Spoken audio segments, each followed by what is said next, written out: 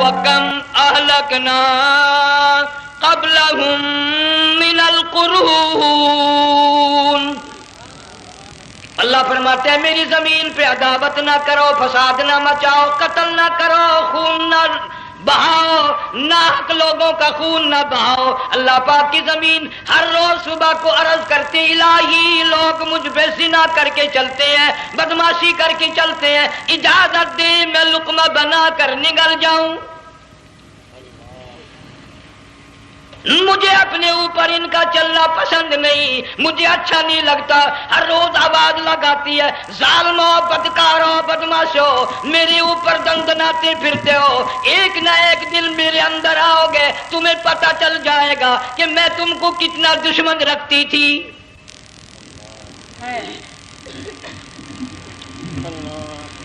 آج لوگ آزاد ہو گئے، جو کسی کی سمجھ میں آتا وہی بکتا ہے، جو سمجھ میں آتا وہی کرتا ہے، نہ کوئی راہ متعین رہی، نہ کوئی مسلک رہا، نہ کوئی بات رہی۔ جناب مدنی کریم صلی اللہ تعالی علیہ وسلم کا بڑا عظیم تر صحابی ہے، بہت بڑا جرنیل ہے، سیدنا معاذ ابن جبل رضی اللہ تعالی عنہ مدینے پاک میں بیمار ہے، آخری وقت ہے، دعا کرو اللہ ہم سب کو مدینے کی موت عطا فرمائے۔ بہت جلیل القدر صحابی ہے۔ علماء کرام نے لکھا ہے کہ جب موت کا وقت بالکل قریب آیا، معاذ بن جبل رضی اللہ تعالی عنہ نے رونا شروع کر دیا، رونے لگ گئے۔ علماء نے لکھا ہے اس وقت بھی مدینے پاک میں اب تک بھی یہ رواج ہے، جب کسی پہ نزع طاری ہو، سکرات طاری ہو، موت قریب ہو، جتنے پاس بیٹھے کھڑے ہوتے ہیں سارے اللہ کے قرآن کی تلاوت کرتے ہیں۔ صحابہ کرام آخری وقت میں قرآن مجید کی ہر وقت تلاوت کیا کرتے تھے، اس لیے حضور کریم صلی اللہ علیہ وسلم نے فرمایا قیامت کا دن ہوگا، اللہ پاک اعلان فرمائیں گے قرآن والے آگے آ جائیں۔ عرض کیا جائے گا قرآن والوں سے کون مراد ہے؟ حق تعالیٰ جل شانہ فرمائیں گے میں قرآن والا اس کو کہتا ہوں جو میرے قرآن سے عشق رکھتا تھا، پیار کرتا تھا، محبت کرتا تھا، اتنا پیار تھا آخری وقت تھا، ادھر موت کا جھٹکا لگا، ادھر میرا بندہ قرآن پڑھ رہا تھا، آج بھی اپنی قبر سے اٹھا، میرا قرآن پڑھتا ہوا اٹھا، تم میدان حشر کا چکر لگاؤ، آج بھی ان کے منہ سے کستوری کی خوشبو آ رہی ہے۔ معاذ بن جبل رضی اللہ تعالیٰ عنہ قرآن مجید کی تلاوت فرماتے فرماتے رونے لگ گئے۔ کسی صحابی نے کہہ دیا موت سے ڈر کے رو رہے ہو، موت سے ڈر گئے؟ فرمایا نہیں۔ پھر کیوں روئے؟ صحابی کہتا ہے میرے دل کی تمنا میرے دل میں رہی، میری آرزو پوری نہ ہو سکی، میری حسرت پوری نہ ہوئی، میرا ذوق پورا نہ ہوا، میرا شوق پورا نہ ہوا، میری تمنا تھی گرمی کا موسم ہو، رمضان کا مہینہ ہو، میں روزہ دار ہوں، جہاد فی سبیل اللہ ہو، کفر اسلام کا مقابلہ ہو، میں کئی کافروں کو قتل کر دیتا، پھر کافر بھی اکٹھے ہو کر مجھ پہ ٹوٹ پڑتے، میرا ناک کاٹ لیتے، میری زبان کاٹ لیتے، میں اللہ کی حضور میں جاتا، اللہ مجھ سے پوچھتا معاذ دنیا سے کیا لایا؟ میں عرض کرتا الہی بولوں کیسے، زبان بھی تیری نام پہ کٹا کے آیا ہوں، اور روزہ رکھ کر آیا ہوں، نیت یہ ہے کہ تیرے محبوب کے حوض کوثر کے پانی سے روزہ افطار کروں گا۔ ان اللہ والوں کی یہ موت تھی۔ مالک بن دینار رحمت اللہ علیہ ایک عجیب نوجوان کا واقعہ تحریر فرماتے ہیں، گرمی تھی، دوپہر تھی، سورج اپنی شباب پہ تھا، بڑی سخت گرمی تھی، میں نے ایک نوجوان کو دیکھا، وہ پیروں سے معذور ہے، دونوں پیر نہیں ہیں، ہاتھوں کے بل زمین پہ گھسٹ گھسٹ کے چل رہا ہے، اور گلے میں کرتا بھی نہیں، سامان کوئی نہیں، سواری کوئی نہیں، کھانے پینے کا انتظام کوئی نہیں۔ مالک بن دینار رحمت اللہ علیہ فرماتے ہیں میں نے اس نوجوان سے پوچھا کہ تو کہاں سے چلا اس حالت میں؟ کہنے لگا میں بلخ بخارے سے چلا ہوں۔ تجھے یوں ہی ہاتھوں کے بل گھسٹتے چلتے کتنا عرصہ گزر گیا؟ نوجوان کہنے لگا اللہ والے 7 برس ختم ہو کر ہاتھواں لگ چکا ہے، اس حالت میں کہ جی ہاں اسی حالت میں، تیرا کھانا کھانا پینا. جوان کہنے لگا والذی ہوا یطعمنی ویسقین وَإِذَا مَرِضْتُ فَهُوَ يَشْفِينِ. اللہ ہی کھلاتا ہے, وہی پلاتا ہے, بیمار ہو جاتا ہوں وہی تندرستی عطا کرتا ہے. اور نوجوان دوپہر بڑی سخت ہے, گرمی بڑی سخت ہے, میرے یہاں دوپہر کو آرام کر لے, قیام کر لے, کچھ دیر ٹھہر جا, آج میرے یہاں قیام کر لے. نوجوان رونے لگا اور کہنے لگا مالک بن دینار, یہ 2-4 منٹ جو تیری ساتھ باتوں میں میرے خرچ ہو گئے, مجھے ان کا ہی بڑا دکھ ہے. میں اور اپنی اس معذوری میں ہاتھوں کے بل 2-4 گز گھسٹ کر اور اپنے رب کے قریب ہو جاتا. یہ جو تیری ساتھ بات کرنے میں تھوڑا سا وقت خرچ ہو گیا, مجھے اس کا ہی بڑا دکھ ہے. ارے تو تھک گیا ہوگا. جوان کہتا ہے تیرے دیوانے مگر چلنے سے رک سکتے نہیں, تیرے دیوانے مگر چلنے سے رک سکتے نہیں, پاؤں تھک جاتے ہیں دل ان کے کبھی تھکتے نہیں. میرے سامنے تھکنے کا نام نہ لو, میرے دل میں عشق کی آگ جلی ہوئی ہے, سوز و گداز کا سمندر طوفان برپا کر رہا ہے. میں نہیں تھکنا جانتا, میرے یہاں نیند کا سوال نہیں, آرام کا سوال نہیں, میں تو گھسٹ گھسٹ کر رب کے دربار میں حاضر ہوا چاہتا ہوں. پوچھا کہ جا کہاں رہے ہو؟ کہنے لگا بیت اللہ کی زیارت کے لیے چلا, روزے رسول اللہ صلی اللہ علیہ وسلم کی زیارت کے لیے چلا.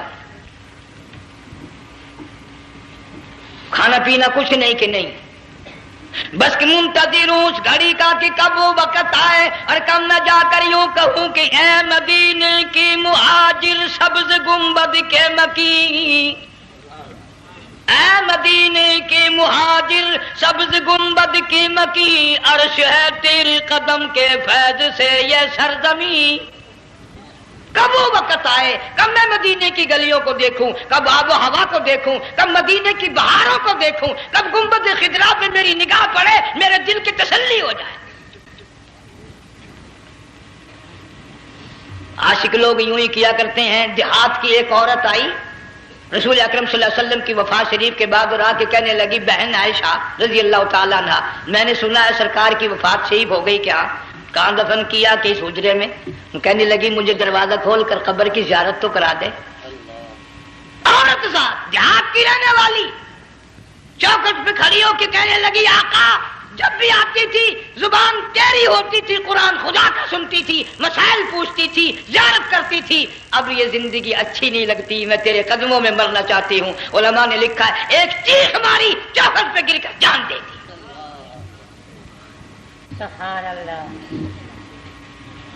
مالک بن دینار رحمت اللہ علیہ فرماتے میں بھی اس سال حج کے لیے گیا, مینا میں میں نے دیکھا کہ بڑا مجمع لگا ہوا ہے ایک جگہ, تو میں بھی گیا کہ یہ لوگ کیوں اکٹھے ہیں.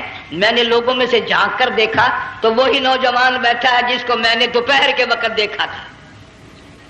وہی حالت ہے, گلے میں کرتا نہیں, گٹھڑی نہیں, تھیلا نہیں, سامان نہیں, اور رو رو کے یوں کہتا مولا آج کسی نے دمبے کی قربانی دی, کسی نے بکری کی قربانی دی, کسی نے اونٹ کی قربانی دی, کسی نے گائے کی قربانی دی. میں فقیر ہوں, میں مسکین ہوں, میں بالکل مفلس اور نادار ہوں, میرے پاس تو یہ میری جان ہے, میں اس کی قربانی دیا چاہتا ہوں, قبول فرما. ہزاروں لاکھوں لوگوں کے سامنے ایک چیخ ماری اور مینا میں جان دے دی. اس حالت میں ان اللہ والوں کا آخری وقت آتا ہے. ایک ہم لوگ مرتے ہیں ایکسیڈنٹوں میں, سڑکوں پہ, ادھر موت کا جھٹکا لگ رہا, ادھر منہ میں کنجری کا گانا. ارشاد فرمایا مدنی کریم صلی اللہ تعالی علیہ وسلم نے سیاتی علی الناس زمان, اور لوگوں میری امت میں ایک وقت ایسا آئے گا لوگ اتنے برباد ہو جائیں گے, صبح کو آدمی مومن مسلمان ہوگا, شام کو موت آئی تو جنازہ کافر کا اٹھ رہا ہوگا. گھروں میں محلوں میں آج موت آتی ہے, کنجری کا گانا منہ میں ہوتا ہے. ادھر دم نکل رہا ہے، ادھر کنجری کا گانا کانوں میں آواز آ رہی ہے، میت کو غسل دیا جا رہا ہے، کنجری کی آواز آ رہی ہے، جنازہ اٹھا کر لے جا رہے ہیں، کنجری کی آواز آ رہی ہے، قبر میں میت اتاری جا رہی ہے، کنجری کی آواز آ رہی ہے، قبر پہ مٹی ڈالی جا رہی ہے، کنجری کی آواز آ رہی ہے۔ اس ماحول میں، اس معاشرے میں ہم کس طرح ایمان اور یقین اور ایمان ساتھ لے کر مریں گے؟ ہزاروں نہیں، لاکھوں کو مرتے وقت کلمہ نصیب نہیں۔ قسم دے کر پوچھو، ماں مر رہی ہے، کلمہ منہ سے نہ نکلا، باپ مر گیا، منہ سے کلمہ نہیں نکلا، بیگم صاحبہ چل بسی، منہ سے کلمہ نہیں نکلا۔ ہزاروں چلے گئے اور اپنے جانے کا پھر بھی یقین نہ آیا۔ تم نے کبھی سوچا تک نہیں، خیال تک نہیں کیا؟ ارشاد فرمایا مدنی کریم صلی اللہ تعالی علیہ وسلم نے لوگوں ابو ہریرہ رضی اللہ تعالیٰ عنہ سے پوچھا تو کیوں رویا؟ عرض کرنے لگا میرے آقا اتنی کمزوری کبھی نہ دیکھی، اتنی ضعیفی کبھی نہ دیکھی، اتنی ناتوانی کبھی نہیں دیکھی، چہرہ انور بالکل کمزور ہو گیا۔ آپ نے ٹھنڈا سانس لے کر فرمایا ابو ہریرہ تجھے معلوم نہیں موت بالکل قریب آ گئی، بالکل قریب آ گئی موت۔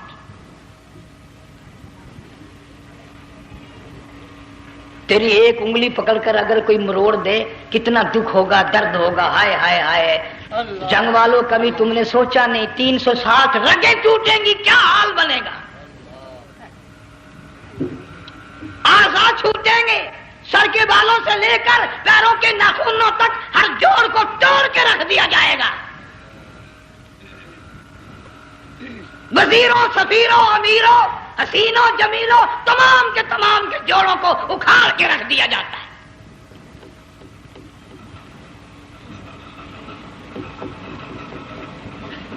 پروگرام تک نہیں مرد عورتوں کا کہ یہ دنیا کسی کی نہ بنی، قبر میں آخر جانا ہی جانا ہے۔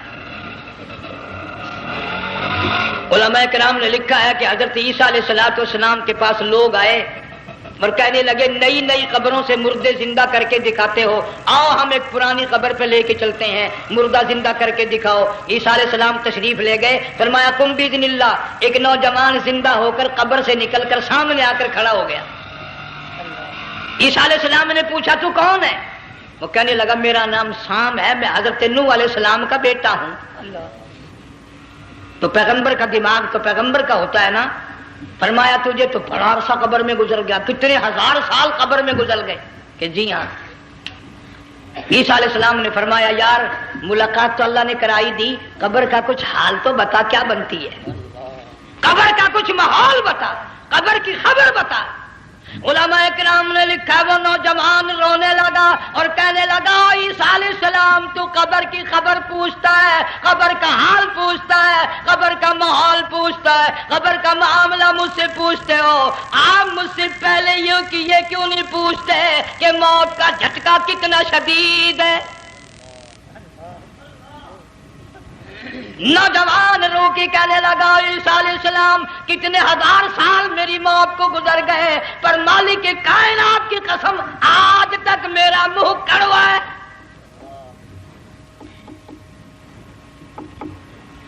اس لیے جنگ والوں لمبی چوڑی بات کہنے کا وقت نہیں، حالات نہیں، میں تو تمہیں اتنا سا پیغام دینے آیا، کھانے پینے کا زمانہ ہے، میں جانتا ہوں تم کیلے کھاتے ہو، تمہیں کیلے کا ذائقہ معلوم ہے، امرود کا ذائقہ تم کو معلوم ہے، انار کا ذائقہ تمہیں معلوم ہے، انگور کا ذائقہ معلوم ہے، انناس کا ذائقہ معلوم ہے، آم کا ذائقہ معلوم ہے، ہزاروں پھلوں کے ذائقے تمہیں معلوم ہے، ہزاروں مٹھائیوں کے ذائقے تمہیں معلوم ہے، ہزاروں بیکری کی چیزوں کے ذائقے تمہیں معلوم ہے، ہزاروں شربتوں کے ذائقے معلوم ہے، پر تم نے جنگ والوں کبھی بھی قبرستان میں جا کر قبر والوں سے یہ نہیں پوچھا او قبر والوں ذرا بتاؤ تو صحیح موت کا ذائقہ کیسا ہے؟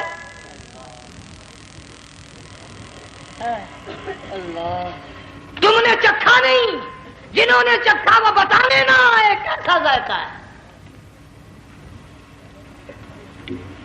اس لیے قرآن کہتا کلا اذا بلغت التراقی وقیل من راق، وظن أنه الفراق والتفت الساق بالساق إلى ربك يومئذ المساق. بادشاہ ہو، امیر ہو، وزیر ہو، فقیر ہو، غریب ہو، رگیں ٹوٹیں گی، موت آئے گی، اور جس کی آئی تمہیں معلوم نہیں کس طرح آئی، کس حال میں آئی. جن کے دلوں میں ان باتوں کا خیال آیا، خدا کی قسم صحابہ کرام میں سے اتنے رویا کرتے تھے آنکھیں ختم ہو گئی. جناب فاروق اعظم رضی اللہ تعالیٰ عنہ کو کسی نے دیکھا رو رہے ہیں، بے تحاشا رو رہے ہیں. پوچھ لیا بڑا بہادر پہلوان فاروق تجھے کیا ہوا، اتنا کیوں رویا؟ فرمانے لگے تمہیں معلوم نہیں، قبر کا اندھیرا یاد آ گیا.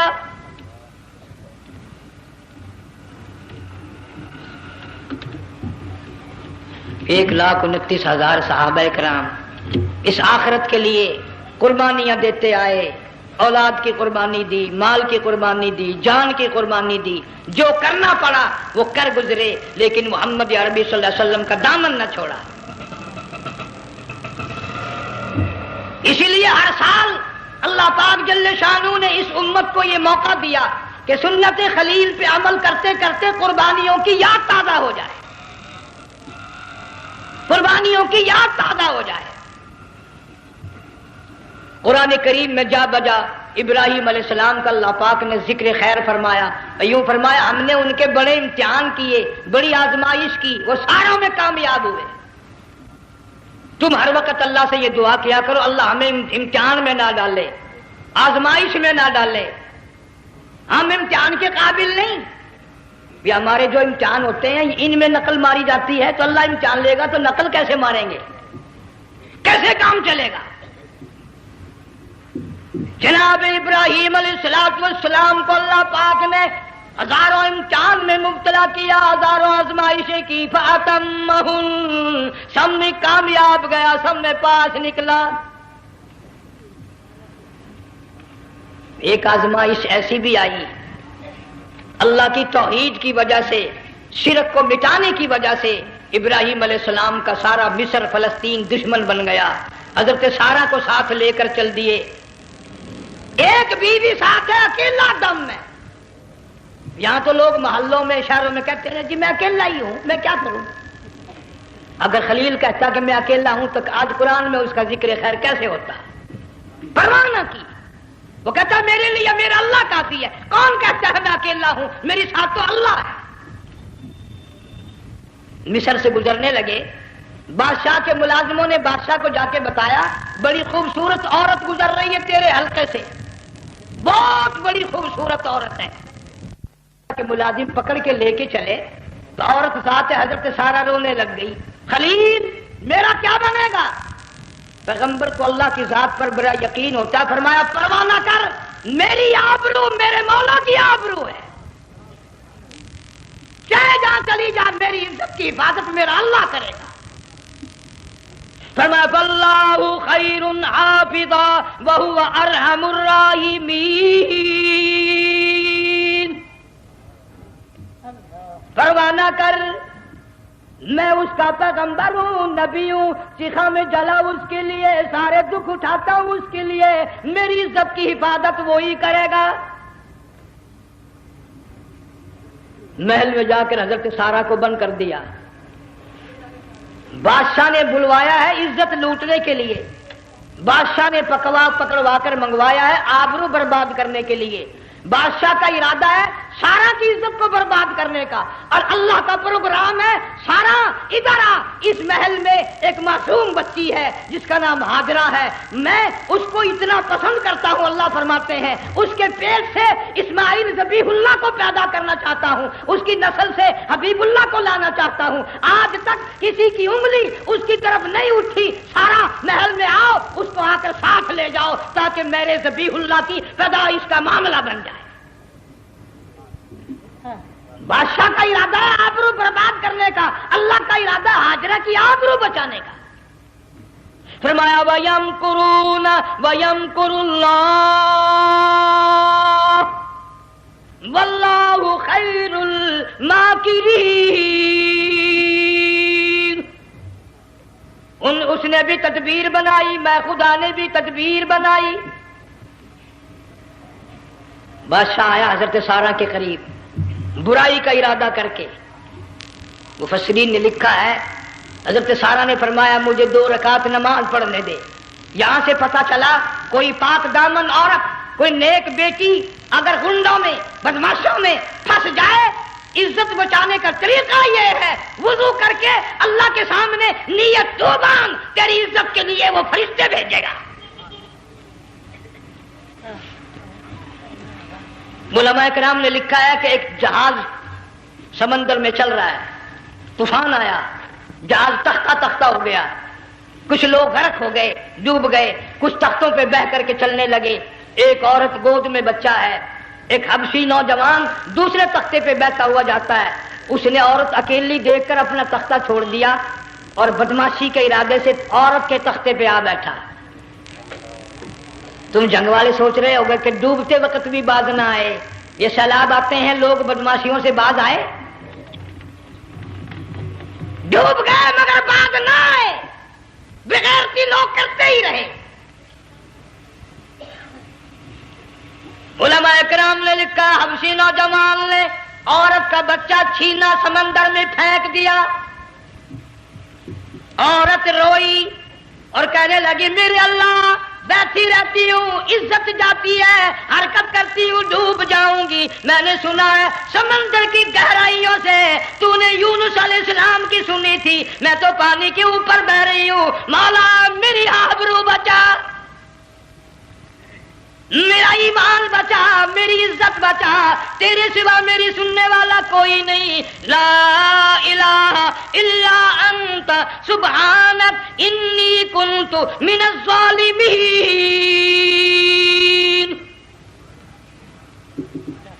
علماء نے لکھا ہے کہ ایک گردن سی نمودار ہوئی پانی میں سے اور حبشی نوجوان کو ایک ہی لقمہ بنا کر لے گئی۔ وہ تو ہر جگہ سنتا ہے، پکارنے والا بے بس بے کس ہو کر جب اس کو پکارتا ہے وہ ہر جگہ انداز پہنچاتا ہے، وہ ہے جو موجود ہر جگہ۔ عورت بہتی بہتی کنارے جا لگی، ایک جہاز قریب آیا، دوپٹے کا اشارہ کر کے اس کو بلایا۔ جہاز میں جب سوار ہوئی تو دیکھتی کیا ہے، ایک نوجوان کی گود میں اس کا وہ بچہ جو سمندر میں پھینک دیا تھا بیٹھا ہوا کھیل رہا ہے۔ ٹوٹ پڑی میرا بچہ ہے۔ لوگوں نے کہا تیرا کہاں سے آیا؟ ماجرا سنایا، اس طرح ہوا۔ جہاز کے کپتان نے کہا ہم جہاز لے کر آ رہے تھے، غیب سے آواز آئی جہاز ادھر کو لے آؤ ورنہ ڈبو دیے جاؤ گے۔ ہم جب جہاز وہاں لے کر پہنچے تو دیکھتے کیا ہے کہ ایک جانور کی پیٹھ پہ یہ بچہ بیٹھا ہوا کھیل رہا تھا۔ عزت بھی بچی، ایمان بھی بچا، بچہ بھی بچا، اور کوئی بچانے کے لیے تدبیر کرے جبھی نا۔ حضرت سارہ نے نماز پڑھ کر بد دعا کر دی، بادشاہ کے سارے بدن میں درد ہونے لگا۔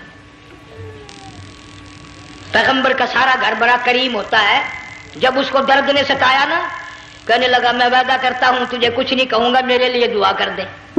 اب اگر کوئی جنگ کا ہوتا یا میں ہوتا کہتا دفع ہو تیرے واسطے دعا کا دی، لیکن حضرت سارہ نے پھر جولی پھیلا دی، مولا وعدہ کرتا ہے بدماشی سے توبہ کرتا ہے، اس کو تندرستی عطا فرما دے۔ اللہ نے تندرستی عطا کر دی۔ وہ پھر کہنے لگا لو ایسے حسین عورت کب آپ آئے گی، پھر برائی کے لیے تیار ہوگی۔ یہاں سے پتہ چلا کہ یہ جو گنڈے بدماش ہوتے ہیں ان کی قسم کا بھی کوئی یقین نہیں۔ اگلے دن ایک آدمی نے قسم کھائی تو اس کے خلاف کرنے لگا۔ لوگ کہنے لگے کہ تو نے قسم کھائی تھی، قرآن اٹھایا تھا، اب کیا تھی گیا بل ڈٹھی ہوئی مسجد سی، پاٹیا ہوا قرآن سی، اگر ڈٹھی ہوئی مسجد سی تو پاٹیا قرآن سی، قرآن کے نا پورا سی جڑا میں چاہیا، مگر اسے یہ معلوم نہیں کہ تو نے تو پاڑیا قرآن اٹھایا، ڈٹھی ہوئی مسجد میں اٹھایا۔ خدا کا جب غضب آئے گا تو وہ ادھورا نہیں آئے گا، وہ ادھورا نہیں آیا کرتا۔ 3 مرتبہ اس بادشاہ نے حضرت سارہ کے ساتھ ایسا کرنے کا ارادہ کیا، پھر دعا ہوئی، پھر بد دعا ہوئی، پھر دعا ہوئی، پھر بد دعا ہوئی۔ آخر کار کہنے لگا اپنے ملازموں کو کہ ہوئے بدماش ہو، عورت کے روپ میں کسی بلا کو پکڑ کے لائے ہو، کسی جن بھوت کو لے آئے ہو، اور کہنے لگا تو چلی میرے محل سے جلدی چلی جا، اور جاتی جاتی وہ کہا کہ یہ تیری خدمت کیا کرے گی، یہ بچی میرے محل میں ہے، اس کو ساتھ لے جا۔ حضرت سارہ کو، ہاجرہ کو ساتھ کر دیا۔ سیانی ہو گئی، حضرت ابراہیم علیہ السلام سے نکاح کر دیا، اسماعیل علیہ السلام پیدا ہو گئے۔ اللہ میاں جب حضرت ابراہیم علیہ السلام چومتے ہیں، چاٹتے ہیں، ماتھے پہ بوسے دیتے ہیں، اٹھاتے ہیں، پیغمبر کا بیٹا، خود بھی نبی اور آل میں آنے والا نبی، کالی کملی والا صلی اللہ علیہ وسلم، کتنا حسین چہرہ ہوگا۔ اللہ میاں نے پھر آزما لیا، حکم دیا کہ اس ہاجرہ کو، اسماعیل کو، دونوں ماں بیٹوں کو وہاں چھوڑ کے آ جہاں سینکڑوں میل میں پانی کوئی نہیں، آدمی کوئی نہیں، رستہ کوئی نہیں، گھاس کوئی نہیں، پتا کوئی نہیں، جہاں بیت اللہ ہے یہاں کے بارے میں حکم دیا، چھوڑ کے آ۔ اور اگر آپ کو نیند نہیں آئی تو مزہ آئے گا، اللہ نے یہ فرما دیا، بتانا نہیں ہے کہ میں نے حکم دیا ہے۔ خدا حافظ نبی نہیں کہتا اپنی بیوی کو۔ آج لوگ ہر بات میں کہہ دیتے ہیں ہمارے پیروں کو پتا کل کو کیا ہوگا، ہمارے فقیروں کو پتا ہے پرسوں کیا ہوگا۔ اور بڑی مدت کی بات ہے، یہی موسم تھا، چماسا گرمی تھی، انارکلی لاہور سے ہم کئی ساتھی گزر رہے تھے، فٹ پاتھ پہ بیٹھا ایک ملنگ، چاروں طرف لوگ کھڑے، بڑا مجمع، کافی دنوں کی تو بات ہو گئی، ہاتھوں کی لکیر دیکھ کر لوگوں کی تقدیر بتا رہا تھا۔ کسی کو کہتا تھا تجھے بڑی اونچی پوسٹ ملے گی، کسی کو کہتا تھا تیری شادی بڑی فرسٹ کلاس لیڈی سے ہوگی۔ وہ بابو تو کوڈا ہی ہو جاتا تھا، لیڈیوں پہ بڑے مرائے یہ لیڈے، کوئی کام نہیں، رات دن بس لیڈیوں کے پیچھے ہی پھرنا ہے۔ اللہ، میں نے اپنے ساتھیوں سے کہا، میں نے کہا میں بھی تقدیر پوچھتا ہوں اپنی۔ کہنے لگے شرارت ہو جائے گی، میں نے کہا ساری دنیا پر ہاتھ دکھا رہی ہے، کوئی شرارت نہیں، میرے ہاتھ میں شرارت ہے۔ 1 روپیہ لے رہا تھا وہ، میں بھی لوگوں میں گھستا بھیڑ میں سے اوپر نیچے ہی ہوتا ہوتا میں بھی پہنچ گیا، اور دونوں گھٹنے میں نے زمین پہ رکھ دیا، روپیہ ہاتھ میں، میں نے اس کے لے کر کہا، میں کہا ملنگ جی اگر اب دیکھا میری شادی ہو جائے گی کہ نہیں۔ اب اس نے دیکھ کے میری طرف کہنے لگا، اس نے سوچا کہ یہاں اچھے بھلے کو نہیں ملتی پاکستان میں، اسے کون دے گا؟ اچھی طرح میرا ہاتھ دیکھا بھی نہیں، جھٹک کے کہنے لگا نہیں تیری شادی نہیں ہونی ہے۔ میں کیا کھوتے تیرے باپ کے 8 بچے کھیل رہے ہیں۔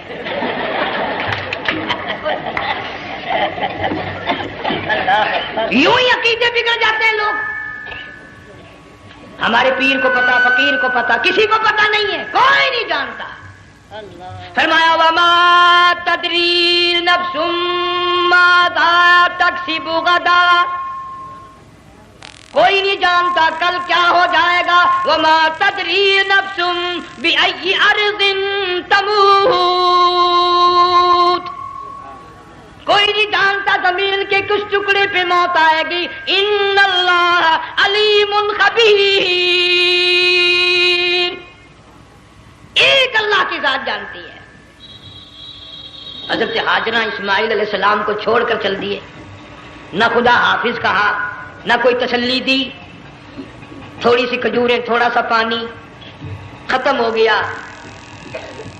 ابراہیم علیہ السلام جب دور نکل گئے تو حضرت ہاجرہ نے دیکھا یہ تو چلے گئے، کھڑی ہو کر آواز دی، اے میرے ابراہیم۔ مڑ کر نہیں دیکھتے۔ جنگ والوں، اللہ کا پیغمبر اللہ کی اجازت کے بغیر اپنی بیوی کی طرف نہیں دیکھتا، گھر والی کی طرف نظر اٹھا کر نہیں دیکھتا۔ ایک تم ہو، چٹی داڑھی، بڑھیپا، کالے برقعے والی نظر آ جائے نا، آگے بھاگ کر بڑے نہیں آتے ہیں، کہاں جانا چاہتی ہیں آپ؟ تیری ماں لگتی ہے آپ چلی جائے، تو یہ کیا ہوا؟ یہ کالے برقعے پہ مرتے مرتے مرتے مرتے مر ہی گئے۔ ایسا عجیب تماشا۔ وہ لاہور پلیٹ فارم پر پھر رہی تھی نا ایک لیڈی برقع اوڑے، آ گیا ایک لیڈا، کہنے لگا سیب والا پلاؤ، نے کہا لے آئے، نے کہا واہ کام بن گیا، اسے وہ نپ لے آیا۔ تھوڑی دیر کے بعد کہنے لگا میرے خیال میں پھینٹا بھی ہو جائے، نے کہا لے آئے، نے کہا سبحان اللہ پکا کام ہو گیا۔ اسے منت بھی پی لی، پھینٹا بھی ڈکار گئی۔ تھوڑی سی دیر کے بعد کہنے لگا سیب لے آؤں، وہ لے ہی آیا سیب، کہ آپ کے لیے میں سیب لایا ہوں آپ کھائیں۔ کہنے لگی نہیں آپ کھائیں۔ اس نے سوچا ہو میری بھی محبت ہو گئی ہے، سیب کھانے کے لیے مجھے بھی کہہ رہی ہے۔ جب اس نے اصرار کیا نا کہ میں تو تیرے لیے لایا ہوں، کھا تو صحیح، کہنے لگی کیسے کھاؤں، میرے منہ میں دانت ہی نہیں ہے۔ اب پتا چلا اسے کہ صبح سے میں تو پرانے پپی کے پیچھے پھر رہا تھا۔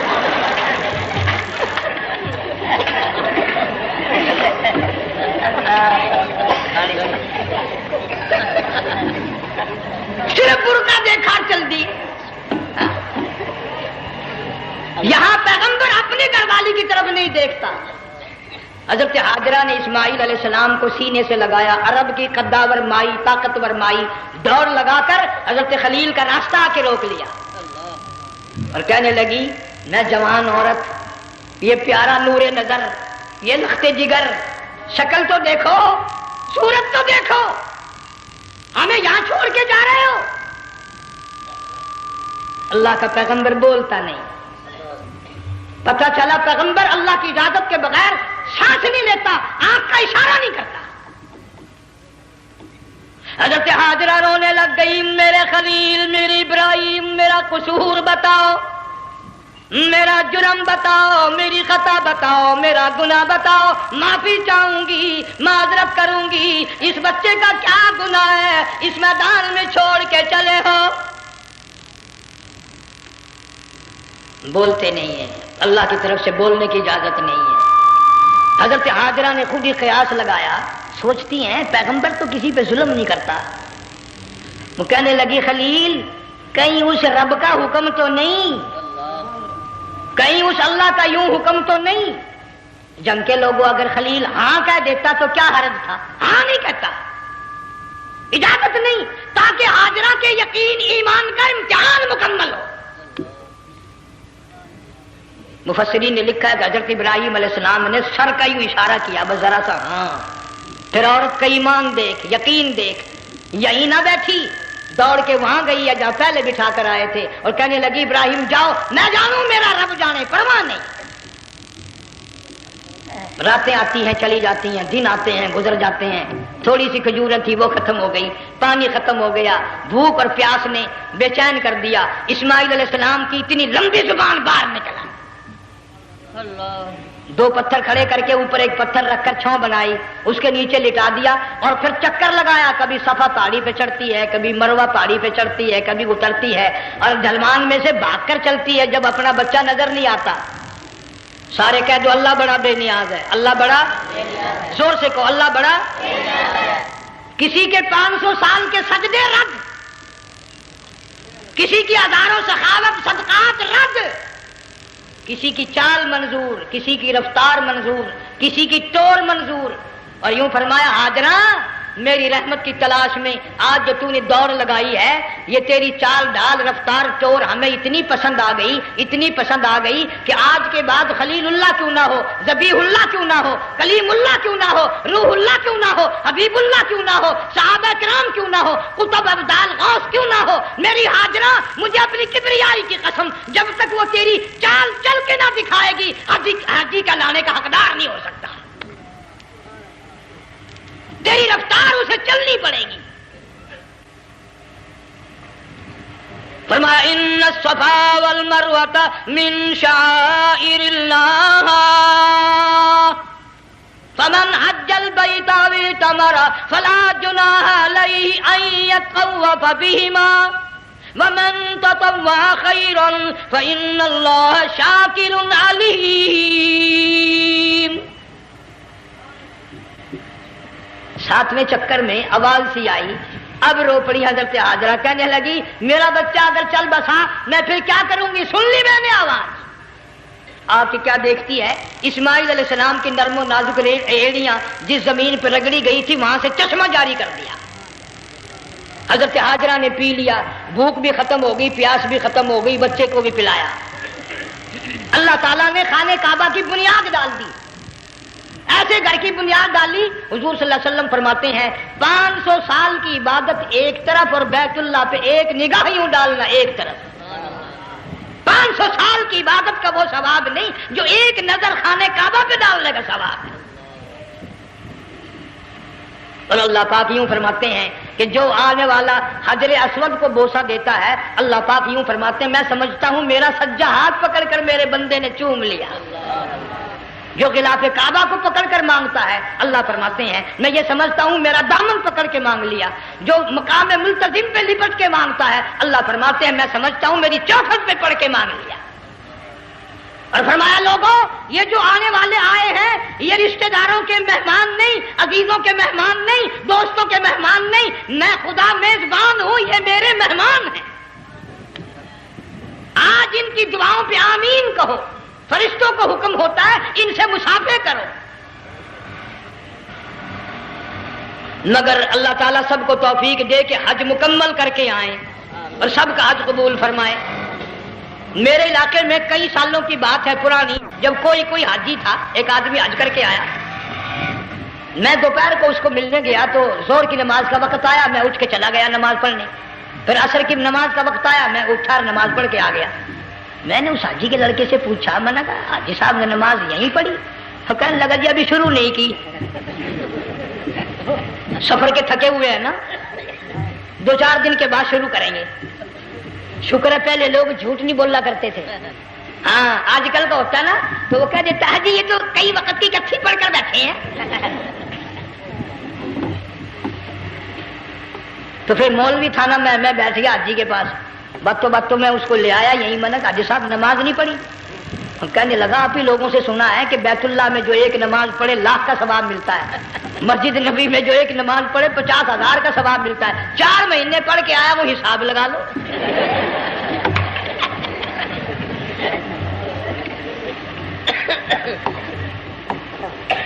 مسائل سیکھتے نہیں, ارکان اور آداب بیت اللہ کے سیکھتے نہیں. ڈی سی کے دفتر میں اگر جانا ہو کئیوں سے پوچھے کیسا جاؤں, کس طرح درخواست دوں, کیسے کہوں, کیسے کھڑا ہوں, کیسے بیٹھوں, کیا عرض کروں. اور اللہ کے دربار میں ہم جاتے ہیں اور سیکھ کرنے جاتے ہیں. یہ خوف نہیں کہ اگر بے ادبی ہوگی تو مارا جاؤں گا.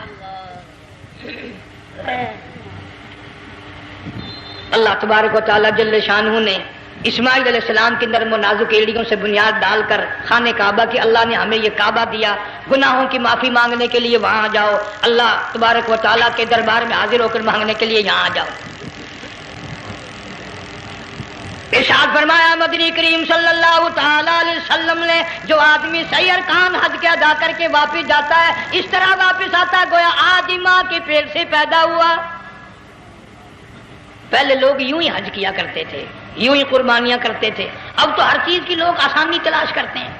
پچھلے بقرعید کے موقع پر ہمارے مسجد میں ایک آدمی مجھے کہنے لگا اگر کوئی غریب آدمی مرغی کی قربانی دے دے تو لگ جائے گی. میں نے کہا تو مکھی مار دے انشاءاللہ وہی لگ جائے گی. سارے کام ٹیڑھی ہو گئے, نیچے نیچے نیچے نیچے کو چلے آ رہے. آج کل وہ ٹیڑھی بکرے بکری آئے ہوئے ہیں نا, کہیں تو قربانی کے لیے یا کندھے کو اٹھا کر لاوے. اب بتاؤ یہ گوشت بانٹے گا یا کھاوے گا یا فریج میں رکھے گا, کیا کرے گا؟ بالکل کام بگڑ گیا. حضور صلی اللہ علیہ وسلم نے فرمایا قربانی کا جانور اچھا تلاش کر کے لاؤ, اس کے بدن پہ جتنے بال ہوتے ہیں اتنی نیکیاں لکھی جاتی ہیں. اور میرا موضوع نہیں, حضور صلی اللہ علیہ وسلم نے فرمایا کہ میں نے اللہ سے دعا کی تھی میری امت کا کیا بنے گا. پل صراط پہ سے گزرتے وقت اللہ تعالیٰ نے میری دعا کو قبول فرما کر یوں فرما دیا کہ تیری امت جو قربانی میں جانور ذبح کرے گی میں خدا پل صراط کے کنارے پر زندہ کر کے ان سب جانوروں کو سواریاں بنا کر پیش کر دوں گا. اس لیے بقرعید بالکل قریب آ گئی. ہر دین ایمان اسلام کے لیے قربانی کے لیے تیار رہو. زیادہ سے زیادہ مجھے آج کل فکر لگا ہوا ہے کہ اپنے گھروں کو میں نماز کا اہتمام کرو. آج حال یہ بنا ہوا ہے کہ اگر گھر والی کی گود میں موت آئی تو گھر والی بے نماز, دھی کی گود میں موت آئی دھی بے نماز, بہن کی جھولی میں موت آئی بہن بے نماز, بیٹے کی گود میں موت آئی بیٹا بے نماز, بھائی کی گود میں موت آئی بھائی بے نماز.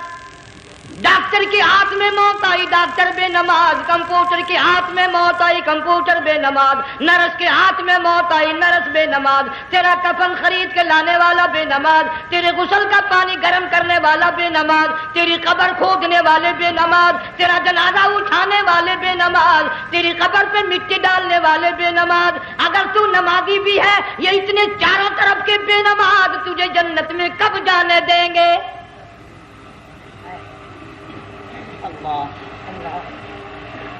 اس بچی کا فکر کیوں نہیں کرتا؟ کلاس میں فیل ہو جائے تجھے دکھ لگتا ہے میری بچی فیل ہو گئی، ساری عمر نماز نہ پڑھے تجھے کبھی درد نہیں ہوا کہ جہنم کے انگاروں میں جلے گی؟ بیوی ایک دن تیرا کہنا نہ مانے آگ لگ جاتی ہے، ساری عمر نماز نہ پڑھے بے ایمان تجھے کبھی آگ نہیں لگی۔ اس گھر سے تیرا جنازہ نکلے گا، اس گھر سے تیری میت اٹھے گی جس گھر میں تو نے سارے بے نماز پیدا کر رکھے ہیں، سارے بے نماز اکٹھے کر رکھے ہیں، کس طرح ایمان کلمہ ساتھ لے کر جائے گا؟ اس لیے اپنے ماحول میں، اپنے گھر میں بچیوں کو، بہنوں کو پیار سے، محبت سے، بڑے عقیدت سے ان کو نمازی بنا، تاکہ مرنے کے بعد جب تیرا جو بیٹی بہن منہ دیکھنے آئے تو نمازی تو تیرا منہ دیکھنے آئے، تیرا منہ دیکھنے بھی سارے بے نمازی آئے، تجھے کیا فائدہ ہوگا؟ اللہ سبحانہ و تعالی ہم سب کو ہمارے گھر کے ماحول کو نمازی بنائے۔ مفتی صاحب اس دنیا فانی سے رخصت ہو گئے، تشریف لے گئے، جن سارا بے وارثہ ہو گیا۔ مفتی صاحب ہی کا مدرسہ ہے، یہ مفتی صاحب ہی کے بچے ہیں، ان بچوں کی سرپرستی کرو، ان کا اکرام کرو، ان کی عزت کرو، جامعہ حلیمیہ کی خدمت کرو۔ بقرہ عید کا موقع آ رہا ہے، وہ تو نہ جانے کس طریقے سے اپنا کام چلاتے تھے، ہزاروں لوگوں سے ان کے تعلقات تھے، یہ بچے ہیں، نیا کام ہے۔ اللہ سبحانہ و تعالی ہر خدمت گزار کو دو جہان میں سرخ روئی عطا فرمائے۔ بڑی اچھی اچھی کیسٹیں آپ کو یہاں سامنے سے ملیں گی اپنے گھر کا ماحول بنانے کے لیے۔ پیغمبر کی دعا سے پہلے نہ اٹھا کرو بھائی، ہائے ہائے، کوئی دنیا کا دین کا جس کو کوئی اللہ سے حاجت ہو بیٹھ جائے ایک منٹ کے لیے، درود شریف پڑھ کے دعا مانگو، اللہم صلی وسلم وبارک علی سیدنا و مولانا محمد وعلی آل سیدنا و مولانا محمد مبارک وسلم۔ یا اللہ قبلہ مفتی صاحب رحمہ اللہ کی قبر کو جنت کا باغ بنا، اللہ تعالیٰ ان کے گھر والوں کو صبر جمیل کی توفیق عطا فرما، اللہ پاک ان کی آل اولاد کو مفتی صاحب کا جانشین صحیح معنوں میں جانشین بنا، اس مدرسے کو آباد فرما، اللہ تعالیٰ سارے جنگ کی سرپرستی فرما، سارے شہر کو آباد فرما، ہر شر سے ہر فتنے سے سب کی حفاظت فرما۔ یا اللہ ہم سب کو سچا مسلمان پکا دیندار بنا، ہمیں اور ہماری اولاد کو نیک اور نمازی بنا۔ یا اللہ ہمارے گھروں کو نماز اور قرآن سے آباد فرما، کلمے اور ایمان والی موت عطا فرما۔ صوفی مولانا محمد یار صاحب رحمہ اللہ کی قبر کو جنت کا باغ بنا۔ یا اللہ تمام مسلمانوں کی بخشش فرما، ساری امت کی مغفرت فرما، ساری مخلوق پہ کرم اور فضل فرما۔ یا اللہ سارے پاکستان کی حفاظت فرما، پاکستان کے داخلی خارجی دشمنوں کو ذلیل و خوار کر دے۔ یا اللہ ہم سب کو یقین ایمان اپنے اندر پیدا کرنے کی توفیق عطا فرما، ظالم کے ظلم سے بچا، شریر کی شرارت سے بچا، مولا حاسدوں کے حسد سے بچا، فتنہ پردازوں سے ہم سب کی حفاظت فرما، بے اولاد کو اولاد عطا فرما، جن کے پاس بچیاں ہیں اللہ تعالیٰ نرینہ اولاد عطا فرما۔ اور میں تو کافی دنوں کے بعد آیا ہوں، پرانے دوستوں میں سے تھے قاری غلام محمد صاحب، سب کا رحمت اللہ علیہ، اللہ تعالیٰ ان کی قبر کو جنت کا باغ بنا، سب کو جوار رحمت میں جگہ عطا فرما۔ ہمارے بڑے بزرگ قبلہ درخواستی صاحب مدذلو یا اور جتنے بھی بیمار ہیں اللہ پاک صحت کاملہ عطا فرما، مجھے بھی پیر غلام حبیب صاحب اللہ تعالیٰ ان کو بھی صحت کاملہ عطا فرما، اور میں گناہ گار بھی اب تو سارا سال گزر گیا، اکثر بیماری رہتا ہوں، اللہ تعالیٰ صحت کاملہ عطا فرما، موت آئے تو کلمے اور ایمان والی موت عطا فرما۔ یا اللہ دو جہان کی سعادت عطا فرما، دو جہان کی ذلت اور رسوائی سے ہم سب کی حفاظت فرما، سب کے کاروبار میں روزی رزق میں خیر و برکت عطا فرما، جس کے ذمہ قرضہ ہو ادا کرنے کی صورتیں پیدا فرما، ہر پریشان حال کی پریشانی کو دور فرما، مشکلوں کو آسان فرما، تلخیوں کو راحتوں سے تبدیل فرما۔ یا اللہ مفتی صاحب کے بچوں کو صحیح معنوں میں مفتی صاحب کا جانشین بنا، جامعہ حلیمیہ کو قیامت تک کے لیے قرآن سنت کا مرکز بنا۔ ربنا تقبل منا انک انت السمیع۔ افغانستان کے مجاہدین کو ہمیشہ ہمیشہ کے لیے کامیاب فرما، جتنے لاکھوں طالب علم اللہ والے شہید ہو گئے سب کے درجوں کو بلند فرما، افغانستان کے سارے مجاہدین کو اللہ تعالیٰ کامیاب فرما، روسی، امریکی، یہودی، مرزائی، عیسائی، یہ جتنے منصوبے بنا کر مسلمانوں کو تباہ کر رہے ہیں یا اللہ ان سب منصوبوں کو برباد کر دے، ان کے تمام منصوبوں کو خاک میں ملا دے۔ صلی اللہ علیہ حبیبہ محمد وآلہ وصحبہ اجمعین برحمتک یا اللہ۔